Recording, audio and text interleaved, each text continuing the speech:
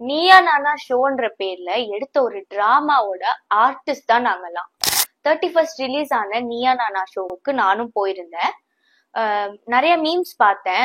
சும்மாவே உட்காந்துட்டு இருக்கேன், பேசவே இல்லைன்னுலாம் போட்டிருந்தீங்க.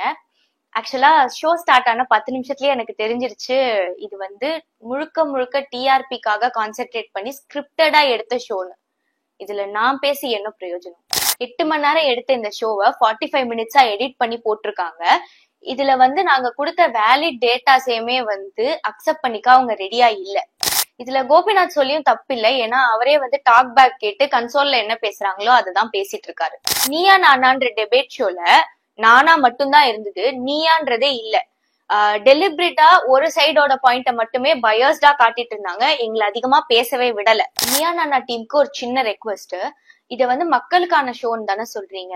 சோ இத ரெக்கார்டடா இல்லாம ஒரு லைவ் டெலிகாஸ்டா பண்ணா மக்களுக்கான கருத்து அவங்களுக்கு கரெக்டா போய் சேரும். சோ இது பாக்குற மக்கள் எல்லாருமே எது உண்மை எது பொய்ன்னு தெரியாம இது எல்லாத்துக்கும் தயவு செஞ்சு ரியாக்ட் பண்ணாதீங்க. டிவி மீடியாவா நமக்கு ஒரு பெரிய ரெஸ்பான்சிபிலிட்டி இருக்கு. ப்ளீஸ் இதை மிஸ்யூஸ் பண்ணி மக்களை மிஸ்லீட் பண்ணாதீங்க. Prevention of cruelty to animals ஆக்ட்ன்ற கவர்மெண்ட் ரூலுக்கு அகேன்ஸ்டா தான் இந்த ஷோல நிறைய விஷயங்கள் பேசப்பட்டது.